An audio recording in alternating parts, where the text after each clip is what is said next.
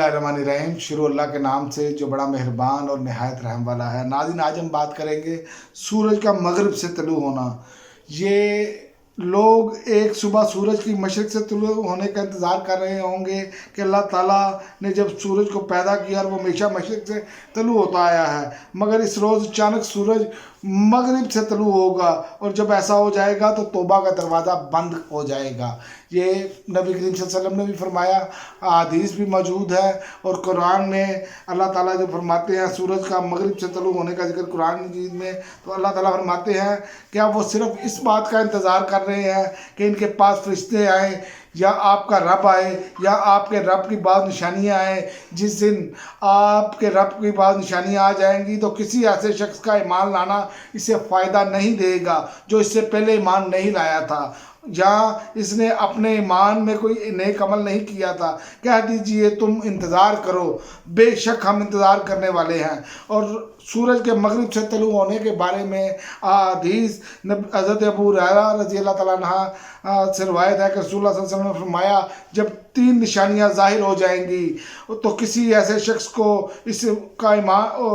उसका ईमान फ़ायदा ना देगा जो पहले से ईमान ना ला चुका हो या अपने ईमान में कुछ बुराई के काम ना कर चुका हो। सूरज का मगरिब से तलू होना, दज्जाल का ज़ाहिर होना और ज़मीन से जानवर का निकलना, 2 चीज़ों को हम पहले जिक्र कर चुके हैं, जो अपना जानवर का निकलना और दज्जाल का आना, उस पर हम बात कर चुके हैं। इस मौका पर तौबा का दरवाज़ा बंद करने में हिकमत क्या है? ये हिकमत ये है कि ईमान के बहुत से पहलू ईमान बिल गैब से ताल्लुक़ रखते हैं, मगर जब सूरज मगरिब से तलू हो जाएगा तो ईमान बिल गैब नहीं रहेगा, क्योंकि निशानी पूरी हो चुकी होगी और तौबा का दरवाज़ा बंद कर दिया जाएगा। ये फ़िरौन के इस ईमान की तरह होगा, जब उसे गर्क होने का यकीन हो गया तो वो ईमान ले आया। जब वो डूबा पानी में तो वो हदीस में और मुख्तलिफ तारीख़ की रवायात में मिलता है कि उसने कहा कि मैं ईमान लाया मूसा के रब पर, लेकिन उस वक्त चूँकि वो उसके सामने मौत खड़ी थी और उसका तौबा का दरवाज़ा बंद हो चुका था। इसी तरह जो सूरज का मगरिब से निकलना है वो भी एक क्लियर निशानी होगी कि क्योंकि अब क़यामत बिल्कुल जो है वो सर पर आन खड़ी है, तो तौबा का दरवाज़ा बंद कर दिया जाएगा। इसी तरह हज़रत अबू हुरैरा से रवायत है, रज़ी अल्लाह तआला फरमाते हैं कि रसूलुल्लाह सल्लल्लाहु अलैहि वसल्लम ने फरमाया, क़यामत उस वक्त तक कायम ना होगी जब तक सूरज मगरिब से तलू ना हो जाए।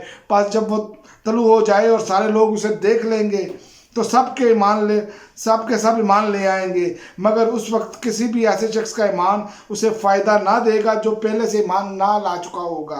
यानी कि जो उस वक्त ईमान लेकर आएगा देखकर सूरज को, उनका ईमान, जो पहले से ईमान याफ्ता है उनके बारे में ये बात नहीं हो रही। और यहाँ इसने अपने ईमान में कोई भलाई का काम ना किया होगा। क़यामत उस हाल में कायम होगी कि 2 आदमियों ने अपना कपड़ा फैलाया होगा और वो खरीदो फरोख्त ना कर सकेंगे और ना ही इस कपड़े को लपेट सकेंगे कि क़यामत बर्पा हो जाएगी।